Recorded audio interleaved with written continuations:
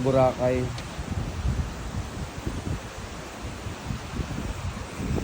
Ito, may natisod ako. Nagigising ko lang, may narinig akong tako.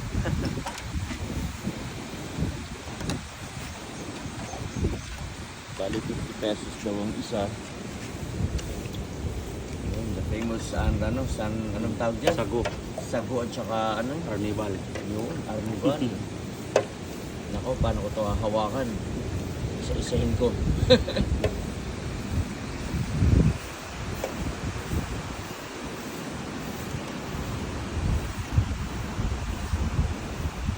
Kaya may tanong ako.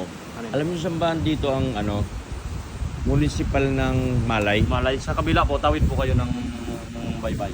Tawid kayo ng Tekla. O pero may sakayan yan dito? Pero, sakay po kayo muna dito ng e-trike papuntang Cagban Port bago sakay na naman ng bangka. Oo, na ano ko na yun. Tapos Pagdating nyo naman doon, sakay na naman kayo ng tricycle pupuntang Malay na yan. Munisipyo na. so may mga tricycle doon, sabi mo lang. Doon, di ba, Sabi mo pagbaba nyo ng bangka, Ah. akyat lang kayo ng Dumunte. May tricycle na kakadyan. Bus o tricycle. Sabihin ko lang punta lang sabi ako ng Malay. Okay.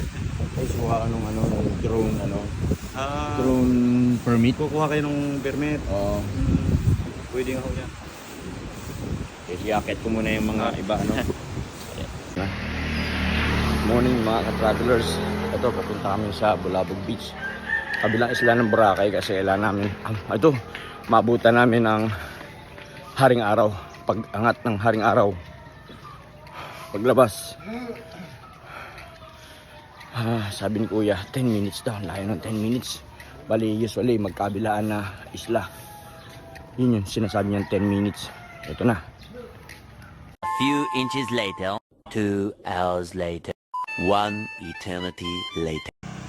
Yung let's go. Samahan nyo ako sa Bulabog Beach, Boracay. Masilayan ang sunrise. Sorry mga ka-travelers, late upload na po ito. Last September.